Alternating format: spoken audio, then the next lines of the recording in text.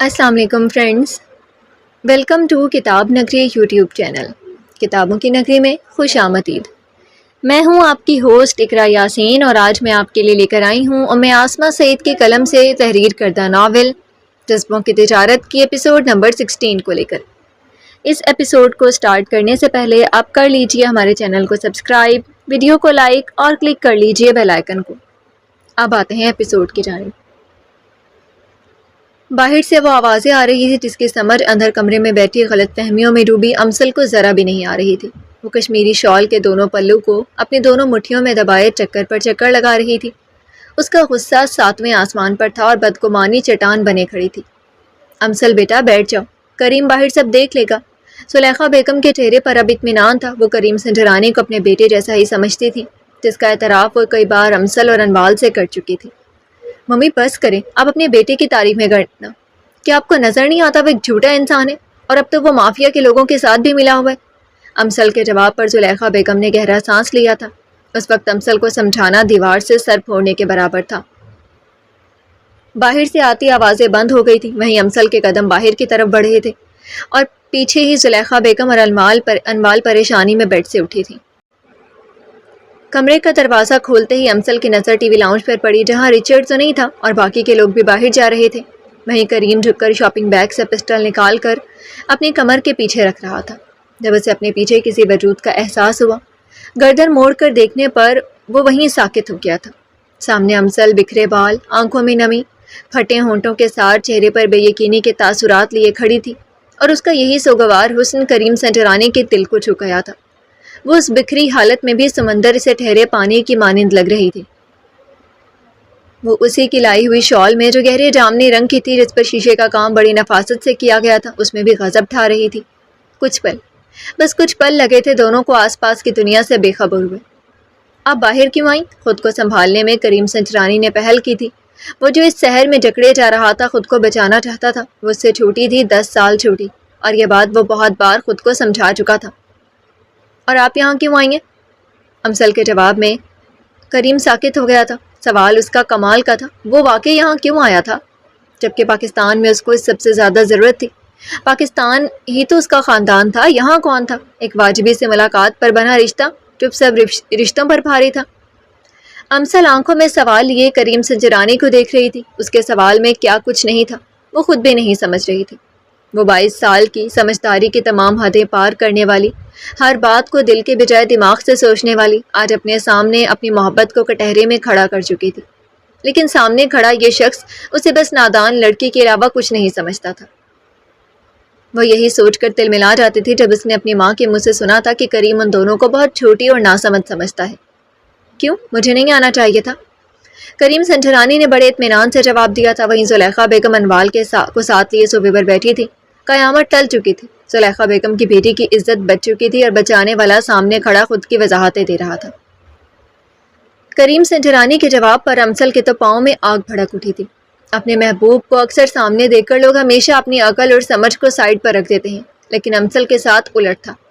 کریم سنجرانی کو دیکھ کر اس کا IQ لیول 120 سے 150 تک چلا جاتا تھا۔ نہیں کریم سنجرانی صاحب، آپ کو نہیں آنا چاہیے تھا۔ امسل کی اگلی بات پر جہاں کریم سنجرانی صوفے پر بڑے اطمینان سے بیٹھنے والا تھا، وہیں رک گیا تھا۔ اس کے چہرے پر حیرت اور دماغ میں ہلچل شروع ہو چکی تھی۔ وہیں زلیخا بیگم اب گہرا سانس لیا، جھوٹ کا پردہ فاش ہو گیا تھا۔ انوال اپنی ماں کے کندھے پر سر رکھے بیٹھی تھی۔ اسے کوئی غرض نہیں تھی وہ کریم ہوتا یا کریم سنجرانی۔ وہ دونوں جانتی تھیں کہ اب ان دونوں کی بحث میں بولنے کا کوئی فائدہ نہیں ہے۔ کیوں؟ کیا ہوا؟ پریشان ہو گئے آپ کہ مجھے کیسے پتا چلا؟ مینیجر صاحب، اور کتنا جھوٹ بولیں گے آپ؟ پہلے آپ ایک ہوٹل کے مینیجر تھے، پھر آپ ہوٹل کے مالک نکلے، اور اب تو جناب کا مافیا کے لوگوں سے بھی تعلق ہے جو عزتوں کا سودا کرتے ہیں۔ اور کتنے چہرے ہیں آپ کے؟ اور میری ماں کے سامنے آپ نے اپنا کون سا چہرہ لے کر آئی ہیں؟ امسل کے الفاظ تھے یا کوئی آگ سے بھرے تیر جو کریم سنجرانی کے وجود کو نہ صرف جلا رہے تھے بلکہ اس کی عقل کو بھی کچھ منٹ کے لیے معاف کر دیا تھا۔ وہ یہ وقت اور یہ حالات نہیں چاہتا تھا کہ امسل کو اس کی اصل کا پتہ چلے۔ آپ ایک جھوٹے انسان کے ساتھ مافیا کے لوگوں جیسے گھٹیا۔ امسل کے الفاظ منہ میں ہی رہ گئے تھے جب کریم سنجرانی کی آواز ٹی وی لاؤنج میں گونجی تھی۔ بس انف، بہت بول لیا آپ نے، بہت کہہ دیا، اب آپ چپ ہوں گی اور میری سنیں گی۔ کریم سنجرانی کو کیسے گوارا تھا کہ کوئی اسے گھٹیا بولے، اور یہاں تو سامنے وہ لڑکی تھی جس کے بارے میں وہ اتنے دنوں سے سوچ سوچ کر خود سے لڑ کر یہ نہیں جان پایا تھا کہ آخر وہ کیوں اس کی طرف بڑھ رہا تھا۔ مجھے آپ جیسے جھوٹے شخص سے کوئی بات نہیں کرنی اور نہ سننی ہے۔ اس بار امسل کا لہجہ نرم تھا، وہ گھٹیا لفظ کو بول نہیں پائی۔ اس نے کریم سنجرانی کی آنکھوں میں غصے کی سرخی کو دیکھ لیا تھا۔ وہیں ایک سیکنڈ لگا تھا کریم سنجرانی کو اس بات کا احساس ہونے میں کہ وہ اپنے غصے سے بولنے پر امسل کو ڈرا گیا تھا۔ وہ ایسا نہیں چاہتا تھا لیکن اسے ایسا کرنا پڑا تھا۔ آپ کو سننا ہوگا اور بیٹھ جائیں۔ کریم سنجرانی کی آواز اب گمبھیر تھی۔ زلیخا بیگم نے امسل کی طرف دیکھا اور امسل اب وہی خاموشی سے بیٹھ گئی تھی۔ اب کریم سنجرانی کو شدت سے احساس ہوا تھا اپنے سخت لہجے کا جو وہ امسل سے بول گیا تھا۔ وہ تو ایک ریشم کے دھاگے سے زیادہ حساس اور نرم تھی جو ایک ہوا کے جھونکے کے چھونے سے بھی بکھر سکتی تھی۔ اوپر سے بہادر دکھنے والی اندر سے کتنی کمزور تھی۔ آج کریم سنجرانی نے امسل کی آنکھوں میں دیکھ لیا تھا جہاں کیا کچھ نہیں تھا، خوف، بے بسی، ڈر، اپنائیت اور ایک اور احساس۔ ٹی وی لاؤنج میں خاموشی چھا گئی تھی۔ کریم سنجرانی بولنے کے لیے لفظوں کو ترتیب دے رہا تھا۔ آپ ٹھیک کہہ رہی ہیں، میں ایک جھوٹا انسان ہوں۔ یہ پہلا اعتراف تھا جو کریم سنجرانی نے امسل کے سامنے کیا تھا، اور اب نہ جانے کتنے اعتراف باقی تھے اس کے جو اس نے امسل سے کرنے تھے۔ وہ ایک پل کو رکا اور پھر اپنی بات جاری رکھی۔ میں کریم سنجرانی ہوں، سنجرانی گروپ کا بڑا بیٹا، فلورنس کے ٹاپ بزنس مین میں پہلے نمبر پر۔ اٹلی میں سب سے زیادہ ہوٹل سنجرانی گروپ کے ہیں۔ یہ سب سچ ہے، لیکن اس کے ساتھ ایک سچ یہ بھی ہے کہ میں نے کوئی آپ لوگوں سے جھوٹ اپنے مقصد کے لیے نہیں بولا، اور نہ ہی میں جانتا تھا کہ میرا آپ لوگوں سے یوں تعلق بن جائے گا۔ اس دن والی وہ ایک ریس تھی بس، لیکن وہ ایک ریس یوں آگے بڑھ کر ایک تعلق جوڑ دے گی میں نہیں جانتا تھا۔ مجھے لگا تھا کہ وہ ملاقات وہیں ختم ہو جائے گی لیکن نہیں ہوئی۔ کریم سنجرانی کی یوں ملاقات ختم کرنے پر امسل کے دل میں ٹیس اٹھی تھی۔ اس نے کب چاہا تھا کہ وہ ملاقات اور وہ وقت ختم ہو جائے۔ کریم سنجرانی دونوں کوہنیاں ٹانگوں پر جمائے، دونوں ہاتھوں کی انگلیوں کو ایک دوسرے میں پیوست کیے، کارپیٹ پر نظریں جمائے اپنی بات جاری رکھی۔ میں نے ماں جی کو سب بتا دیا تھا لیکن آپ دونوں کو نہیں بتا سکا۔ میرے انکل کی ڈیتھ ہو گئی تھی۔ خیر چھوڑیں، کریم سنجرانی نے کہتے گہرا سانس لیتے ہوئے اپنی نظریں اٹھاتے ہوئے امسل کی طرف دیکھا جس نے فوراً اپنا چہرہ دوسری طرف کر لیا تھا۔ اور رہی بات مافیا کے لوگوں کی، تو میرا مافیا کے لوگوں سے بس اتنا تعلق ہے کہ رچرڈ کا کسینو میرے ہوٹل میں ہے، اور رچرڈ کسینو کا ڈان ہے، رشیا سے یہاں آیا ہے۔ وہ لڑکیوں کے معاملے میں اتنا ہی محتاط ہے جتنا میں۔ وہ بس کسینو کو چلاتا ہے، لڑکیوں کا کاروبار نہیں کرتا، اور ہم صرف بزنس پارٹنر ہیں۔ کریم سنجرانی کی بات پر اس سے پہلے امسل کچھ کہنے کے لیے بولتے کریم سنجرانی نے ہاتھ کے اشارے سے اسے روک دیا۔ میری بات مکمل نہیں ہوئی ابھی۔ مجھے پتا ہے کہ آپ کیا کہنا چاہتے ہیں کہ وہ پھر یہاں کیوں آیا تھا آپ کو لینے، تو اس کا جواب ہے کہ وہ آپ کو لینے نہیں آیا تھا، اسے بھیجا گیا تھا اس شخص نے جس کے پاس آپ کے ڈیڈ ہے۔ آپ کو نہیں لگتا کہ مافیا کے لوگ آپ کے گھر 2 دن کیوں رہے؟ مافیا کے لوگوں کے پاس کیا رہنے کے لیے یہ جگہ نہیں ہے؟ رچرڈ کے آدمی اس دن ہی آپ کو اپنے ساتھ کیوں نہیں لے کر گئے تھے؟ کریم سنجرانی کی بات پر امسل صوفے سے اٹھ گئی تھی۔ آپ کی طرح آپ کی بنائی ہوئی کہانی بھی جھوٹی ہے۔ امسل نے ایک نظر کریم سنجرانی پر ڈالی اور باہر کی طرف قدم بڑھا دیے تھے، وہیں کریم سنجرانی افسوس سے نفی میں سر ہلا کر رہ گیا تھا۔ کریم بیٹا، وہ اتنی آسانی سے نہیں مانے گی، لیکن مان جائے گی، تم اس کی باتوں کا برا مت منانا، اور تمہارا شکریہ، اگر تم نہ آتے تو شاید آج پتہ نہیں کیا سے کیا ہو جاتا۔ زلیخا بیگم کی آنکھیں نم ہوئی تھی۔ آپ کیسی باتیں کر رہی ہیں؟ بیٹا بھی بول رہی ہیں اور شکریہ بھی۔ میرا خیال ہے کہ آپ نے 2 دنوں سے کچھ کھایا نہیں ہوگا، میں کچھ بنا دیتا ہوں۔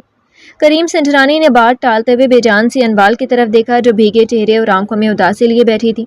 کریم سنجرانی کی ہمت نہیں ہوئی کہ وہ زلیخا بیگم کو یہ بتا سکے کہ خطرہ ابھی ٹلا نہیں ہے۔ انوال، کیا آپ میری مدد کریں گی؟ صوفے سے اٹھتے ہوئے کریم سنجرانی نے اپنے قدم کچن کی طرف بڑھائے ہی تھے جب انوال نے کریم سنجرانی کا ہاتھ پکڑا۔ تھینکس کریم بھائی۔ انوال کے بولنے پر کریم سنجرانی کے چہرے پر مسکراہٹ چھا گئی تھی۔ اس نے انوال کے سر پر پیار سے ہاتھ رکھا۔ چلو پھر بھائی کی ہیلپ کروا دو، ابھی کچھ لوگوں کا غصہ بھی تو ٹھنڈا کرنا ہے۔ کریم سنجرانی کی بات پر انوال کی آنکھوں میں نمی اور چہرے پر مسکراہٹ آ گئی تھی۔ اور اگلے آدھے گھنٹے بعد کریم سنجرانی کچن میں کھڑے کپ فولڈ کیے پاستا بنا کر پلیٹ میں ڈال رہا تھا۔ میں ممی کو دے دیتی ہوں۔ انوال نے ٹرے میں 2 پلیٹ رکھ کر اندر لے گئی تھی، وہیں کریم سنجرانی دوسری ٹرے میں 2 پلیٹ میں پاستا اور پانی کی بوتل اور گلاس لیے باہر کی طرف چلا گیا تھا، جہاں امسل شال اوڑھے گارڈن میں رکھی کرسی پر بیٹھی تھی۔ بادلوں نے سورج کو چھپا رکھا تھا، دوپہر کا وقت ہونے پر بھی باہر خنکی تھی، برف باری ہونے کے امکانات تھے۔ کریم سنجرانی نے ٹرے ٹیبل پر رکھتے ہوئے ایک نظر امسل کی طرف دیکھا جو اپنے بازو میں پہنے بریسلٹ کو انگلی سے گول گول گھما رہی تھی۔ I'm sorry. Karim Sanjrani کی گمبھیر آواز امسل کے کانوں میں پڑی اور وہ چونک گئی تھی۔ سامنے بیٹھے اس شخص کو وہ اب حیرت سے دیکھ رہی تھی جو اس کی جان اور عزت بچا کر بھی سوری بول رہا تھا۔ کمرے سے باہر آ کر کھلی فضا میں گہری سانس لیتے ہوئے اسے احساس ہوا تھا کہ وہ اندر بہت کچھ بھول گئی تھی۔ وہ شکوے تھے، غصہ تھا یا دکھ تھا، وہ نہیں جانتی تھی، بس بولنے پر آئی تو بولتی گئی۔ وہیں کریم سنجرانی نے اپنی زندگی کی پہلی معذرت امسل سے کی تھی۔ جو بھی ہوا اس میں کھانے کا کوئی قصور نہیں تھا۔ میں اچھا شیف تو نہیں ہوں لیکن گزارے لائق بنا لیتا ہوں۔ کریم سنجرانی بات کرتے ہوئے پلیٹ امسل کی طرف رکھ رہا تھا۔ وہیں امسل نے کریم سنجرانی کو آج اتنے قریب سے دیکھا تھا۔ شربتی آنکھیں، براؤن بال، سر کے ساتھ داڑھی بھی براؤن تھی، سفید رنگت، شرٹ کی آستینوں کو کوہنیوں تک اب فولڈ کیا ہوا تھا، کلائی پر بندھی پرانے ماڈل کی گھڑی تھی۔ اتنا امیر ہونے کے باوجود اس کی کلائی میں بندھی گھڑی عجیب تاثر دے رہی تھی۔ وہ ایک مکمل وجاہت رکھنے والا مرد تھا جو کسی کو بھی اپنی طرف متوجہ کر سکتا تھا۔ اور یہی امسل کی نظر کریم سنجرانی کے سفید بازو پر ہلکے براؤن بالوں کے نیچے چھپے نشان پر پڑی، جو مدھم تھا لیکن واضح تھا، وہ کسی چوٹ کا نشان نہیں تھا۔ اتنا گہرا نشان؟ ویسے آپ نے رچرڈ کے ساتھ بہت اچھا کیا۔ کریم سنجرانی کا اشارہ رچرڈ کے منہ پر امسل کا تھوکنا تھا، جو رچرڈ کریم سنجرانی سے واضح کہہ گیا تھا کہ اس لڑکی نے اس کی بیوٹی کو خراب کی ہے۔ مجھے جو سمجھ لگی میں نے کر دیا، اب آپ کیا چاہتے ہیں کہ میں آپ کے اس دوست کے لیے معافی مانگوں؟ امسل نے شکوے بھری آواز میں اپنی خاموشی کو توڑتے ہوئے کہا۔ میں نے کب کہا کہ آپ معافی مانگے؟ وہ بس اپنی خوبصورتی کو لے کر زیادہ حساس ہے، اور ویسے بھی اس نے آپ پر ہاتھ اٹھایا، اب وہ میرے ہوٹل میں کسینو بھی نہیں چلائے گا۔ کریم سنجرانی نے پانی گلاس میں ڈالتے ہوئے نارمل لہجے میں کہا۔ وہیں امسل کا ہاتھ پلیٹ میں چمچ گھماتے رکا تھا۔ صرف اس وجہ سے کہ اس نے مجھ پر ہاتھ اٹھایا؟ امسل کے دل میں ایک سکون کی لہر دوڑ گئی تھی یہ بات سن کر۔ نہیں، یہ وجہ نہیں ہے، دراصل اس نے ایک لڑکی پر ہاتھ اٹھایا، اور میں عورت پر ہاتھ اٹھانے کا قائل نہیں ہوں، اور جو اٹھاتا ہے میں اسے اس قابل نہیں چھوڑتا کہ وہ اپنا ہاتھ بھی اٹھا سکے۔ یہاں تو پھر میں نے اس کے ساتھ نرمی برتی ہے، اور آپ کی جگہ کوئی اور بھی ہوتا تو میں یہی کرتا۔ کریم سنجرانی بات کرتے ہوئے پاستہ کھانے میں مصروف تھا، اس بات سے انجان کہ اس کے ساتھ کوئی نے کسی کا دل توڑ دیا تھا۔ امسل کے چہرے پر پھیکی مسکراہٹ پھیل گئی تھی۔ وہ خوش فہمی پیدا کرنے سے پہلے اسے ختم کرنے والا شخص تھا، اور وہ اسے دل دے بیٹھی تھی۔ آپ کے انکل کا سن کر افسوس ہوا۔ امسل نے بھی بات بدل دی تھی۔ مجھے لگا کہ آپ مجھے شکریہ بولیں گی۔ کریم سنجرانی کے چہرے پر مسکراہٹ تھی، نظریں ابھی بھی جھکی تھی۔ کس بات کے لیے؟ امسل نے جواب لاپرواہی دے دیا۔ اس سب کے لیے۔ ایک دن میں اٹلی آنا کوئی آسان کام نہیں تھا۔ کریم سنجرانی نے جیسے اپنی طرف سے امسل کو احساس دلانے کی کوشش کی، لیکن وہ بھی امسل عالم تھی۔ آپ تو اپنی ماں جی کے لیے آئے تھے، اور آپ کی ماں جی نے شکریہ کہہ دیا ہوگا۔ امسل کے جواب پر کریم سنجرانی نے اپنی مسکراہٹ ہونٹوں میں دبائی، اور آج دوسری بار وہ اسے نظر بھر کر دیکھ رہا تھا۔ ویسے رچرڈ کے لوگ آپ کے کھانے کی شکایت کر رہے تھے، کبھی نمک تیز تو کبھی مرچیں تو کبھی… امسل نے کریم سنجرانی کی بات مکمل ہونے سے پہلے ہی بول پڑی۔ مجھے کھانا بنانا نہیں آتا۔ کریم سنجرانی کو اس چھوٹی سی فیری سے یہی امید تھی۔ اچھا، تو پھر کسی دن آپ کے ہاتھوں کا کھانا لازمی کھانا پڑے گا، پتہ چلے کہ آپ کتنا برا کھانا بناتی ہیں۔ کریم سنجرانی نے ضد کرنے کے لیے امسل کو کہا، اور ہو بھی رہی تھی۔ آسمان سے ہلکی ہلکی برف باری شروع ہو چکی تھی، وہیں ان کی ہلکی ہلکی محبت کی بوچھاڑ شروع ہو چکی تھی۔ سنجرانی ہاؤس کے اسٹڈی روم میں جہانگیر سنجرانی، تنزیلہ بیگم، آفاق اور مجتبیٰ سب ساتھ بیٹھے ہوئے تھے۔ آفاق جہانگیر سنجرانی کو احمد منصور کے کیس کے بارے میں بتا رہا تھا جب اریبہ منصور اسٹڈی روم میں داخل ہوئی۔ اریبہ منصور کو دیکھتے ہی وہ چاروں خاموش ہو گئے تھے۔ سب کے دماغ میں یہی چل رہا تھا کہ وہ اریبہ منصور کو کیسے کریم کے بارے میں بتائیں۔ کریم چلا گیا ہے نا؟ اریبہ منصور کی بات پر چاروں نے ایک دوسرے کی طرف دیکھا۔ وہ اریبہ دراصل… آفاق نے ہمت کر کے بولنا چاہا۔ مجھے پتا ہے کہ وہ مجھ سے ناراض ہو کر گئے۔ میں نے اس دن سب کے سامنے کریم کو بہت کچھ کہہ دیا تھا۔ پلیز آنٹی کریم کو کہیں کہ واپس آ جائے، میں اس سے معافی مانگ لوں گی۔ اریبہ منصور کا یہ رویہ دیکھ کر سب شاک تھے۔ وہ آگے بڑھ کر تنزیلہ بیگم کا ہاتھ پکڑے آنکھوں میں نمی لیے بول رہی تھی۔ وہیں جہانگیر سنجرانی کے منہ کے زاویے بدلے تھے۔ ایسی بات نہیں ہے اریبہ، وہ تم سے ناراض نہیں ہے، اسے اٹلی میں ایک ارجنٹ کام آ گیا تھا، وہ اس لیے گیا ہے۔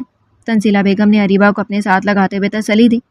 آپ کو پتہ ہے آنٹی، ڈیڈ سب سے زیادہ کریم پر اعتماد کرتے تھے، اور میں نے اسے ہی برا بھلا کہہ دیا۔ اریبہ منصور کو اپنے اس دن کے رویے پر افسوس تھا۔ وہ غم کی حالت میں جو بول گئی تھی وہ باتیں اب اسے ڈسٹرب کر رہی تھیں۔ نہیں میری بچی، ایسا مت سوچو۔ اگر وہ تم سے ناراض ہوتا تو ہم سب کو تمہارا خیال رکھنے کا کیوں کہتا؟ ایسی باتیں مت سوچو، وہ ایک دو دن میں آ جائے گا۔ تنزیلہ بیگم کو اریبہ منصور کو سمجھا رہی تھی جب حورین کی آواز اسٹڈی روم میں بیٹھی آفاق کو آئی۔ وہ اونچی آواز میں تنزیلہ بیگم اور جہانگیر سنجرانی کو پکار رہی تھی، اور وہ آفاق نے جلدی سے فائل اور سب کام چھوڑ کر کھڑا ہو گیا تھا۔ تم کہاں جا رہے ہو؟ جہانگیر سنجرانی نے آفاق کی طرف دیکھا۔ میں کال کر کے آتا ہوں۔ اس سے پہلے حورین اسٹڈی روم میں آتی آفاق وہاں سے جانا چاہ رہا تھا۔ ٹھیک ہے، جہانگیر سنجرانی نے سگریٹ سلگاتے ہوئے سر کو ہلکی سی جنبش دی۔ ممی، ڈیڈ کہاں ہیں آپ؟